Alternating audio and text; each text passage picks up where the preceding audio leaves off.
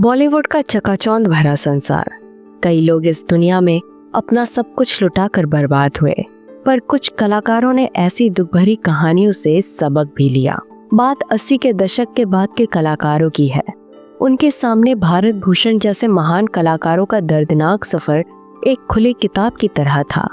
भारत भूषण, जिन्होंने अपनी जिंदगी में दौलत और शोहरत सब कुछ हासिल किया, लेकिन एक समय ऐसा आया जब वो अर्श से फर्श पर आ गए।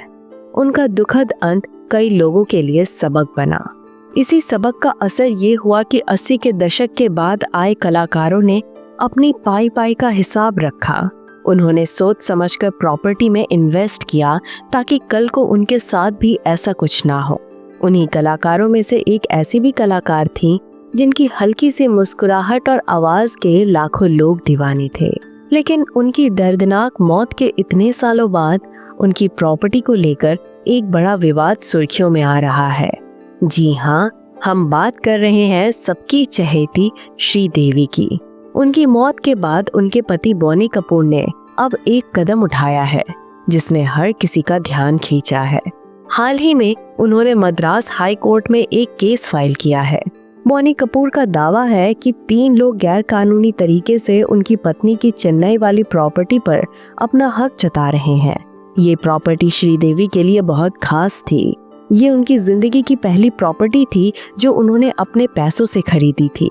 ये घर उनके दिल के बहुत करीब था और आज भी बॉनी कपूर और उनकी बेटियां जानवी और खुशी यहाँ आकर श्रीदेवी से जुड़ी यादें ताज़ा करते हैं।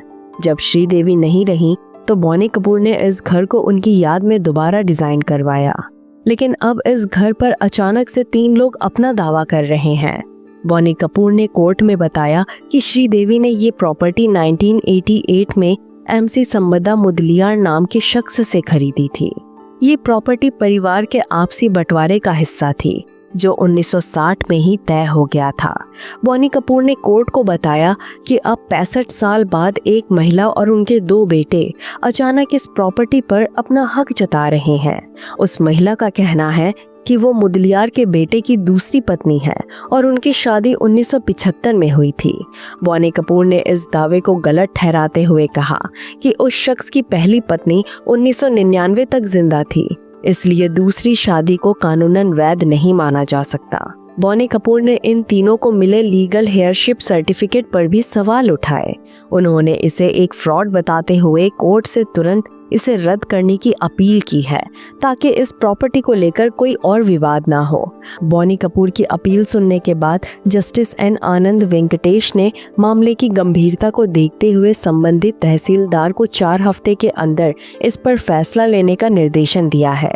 बॉलीवुड में ऐसी घटनाएं अक्सर देखने को मिलती हैं जहां प्रॉपर्टी को लेकर कई कलाकारों के बीच विवाद सामने आते हैं। कुछ मामलों में जीत होती है तो कुछ में हार, और कुछ केस तो आज भी अदालतों में चल रहे हैं।